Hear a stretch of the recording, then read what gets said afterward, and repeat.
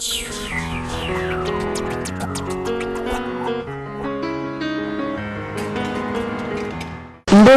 boye malam na émission na Bino Malaika Style avec votre humble servante DKP, la lumière de la presse congolaise. Mais en gros, le tokolobela sujet moko eza très profond.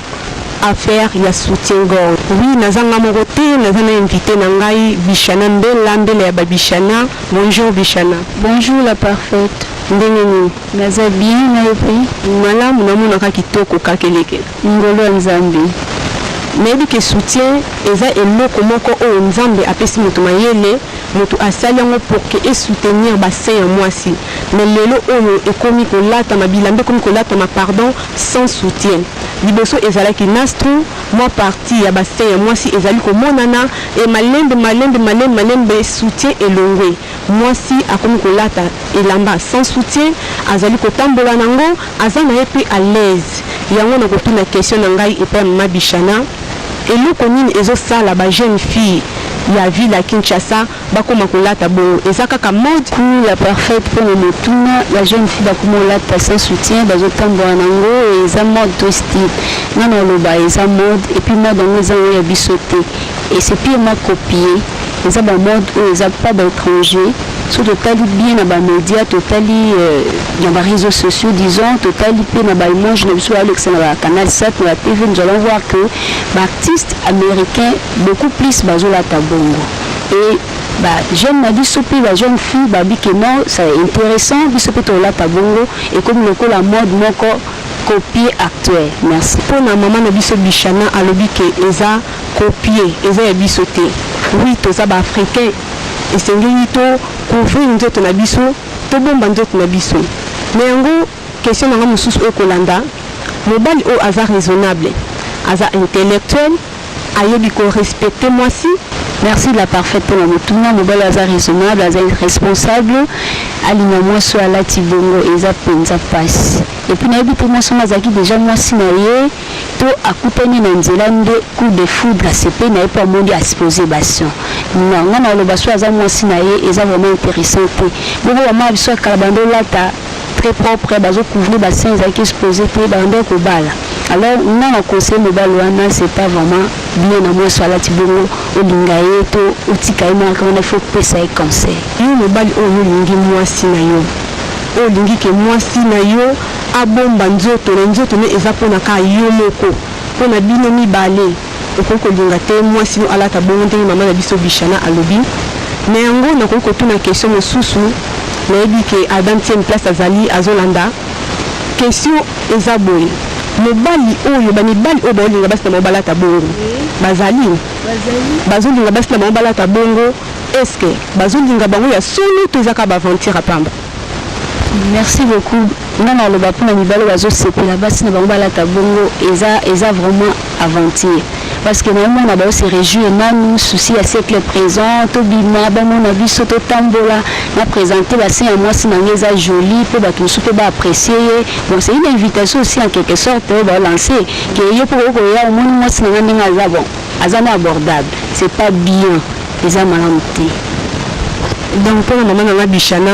to le baki et ça non amour te donc il y a amour. Ouais, ils ont une aventure pour ceux qui sont vraiment sérieux et ils ont mobile on a une personne qui s'est attendre na bassin na ebo penza exposé ça bien té. Eza bien té. Lebi ke Maria Bolondo ozolanda biso Alex Mukomini ozolanda biso post diatamos na sima caméra.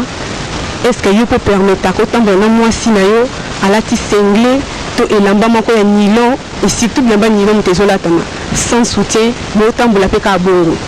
Question nanga ono ko tuna mama nanga Bishana eza emsusu ba copie te oyo bazali ko copier eza pe na ba musique mususu batu mususu bazali ko lata bilamba moko mabe. Est-ce que bilamba on a balata ngo kana scène tout pe libanda balata ngo soki libanda balata ngo pourquoi masse et surtout ba quinoise ba congolaise bazali ko landa bongo. Merci beaucoup pour la retourna bilamba wana so balata ngo kana scène nana lobaki et balata ngo na scène libanda balata ngo te. On a vu des artistes oyo bamission base respectaka na scène alati bafaçon moko alati badanseuse na ye babela les seins exposés bamitolo exposé mais ntango babimi baki place moko ya bien vous allez remarquer que balati très classe bafile balati bachemise très propre alors que na scène bazalaki nde mosusu bongo nga na yo jeune fille que nous sommes tozolanda bango na tv totali bango na youtube totali bango soki wapi omoni allez copier yango lobelata bongo mais c'est une erreur grave parce que yazaki na mosala na ya ozolango mbongo mais toi tout tu fais comme ça est-ce que ozo mbongo bafuta oti la parfaite après tout faut le bilan merci beaucoup père ndi ya soutien gorge yo jeune fille oyo ozolata bongo yebake bango baozulango mbongo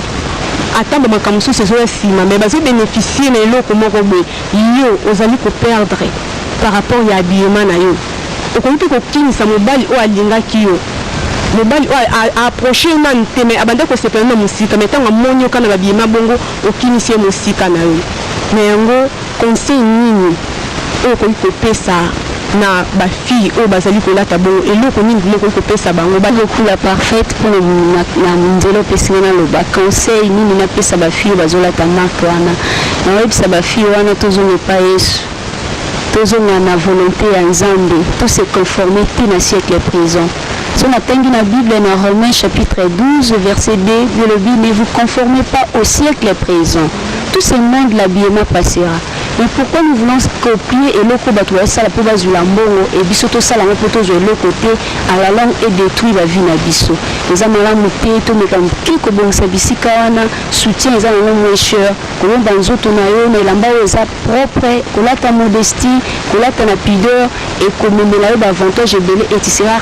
responsable bakobenga yo responsable oza na accès partout bisika nyonso kokende baoyamba yo na politesse parce que olati très bien yebaki habillement esalaka moto barespecter na société bien que babi l'habit ne fait pas le moine mais le moine est respecté par son habit alors tenons-nous bon ya kolata malamu liboso ya bato nyonso tolata malamu tozala malamu tozala présentable eza na habillement mosusu okolata yango place nyonso te eza place olata habillement oyo olingi eza bongo te c'est respecter lata bien étant que mwasi po barespecter yo na moto oyo olinga to na environnement na yo tokomi na suka mot de la fin mama nanga Bichana. Merci so na kokoloba mpona osukisa ezaka mpona pesa conseil vraiment na bajeune fille oyo bazolata bongo baza baignorant so na kobenga bango bongo mpo bayebi te bamosusu bayebi baosala ngo na nko me bamisusu bayebi te toyebaki satana azomatisa oyo eza to ya séduction sexuelle yo olati na yo malamu me oexcite motu moko boye à travers yo osumukisi ye alors so na osukisa mpenza tomeka moke kobongisa so tana 1 Timothée chapitre 2 le verset 9 biolobi tolata avec modestie et pudeur eza le respect aussi retenir obombi malamu modestie eza humilité lakisi te kenga naza grave mais avec la simplicité le Seigneur va te lever le Seigneur te fera du bien si je peux saluer na face nanga je vois les assistants le frère Martelis à côté mbala je salue la sœur Karine la sœur Diane aussi maman Julienne oyo andimaki koyamba biso na espace na ye po tomeka kolekisa batemps oyo ya kitoko merci beaucoup la parfaite merci tokomi na suka ya émission na biso Malaika Style topesi merci na mama Bichana oyo wapi andimaki invitation na biso merci na bandeko nyonso baoyo bazolanda biso Alex Mukomene Maria Bolondo ya bamaria Edith Ezine double E chakono yango na Jos Diatamos oyo wapi azalaki na nsima caméra pe na équipe technique nyonso oyo wapi etikali merci na Cordon Adam Uteni mon coach bye.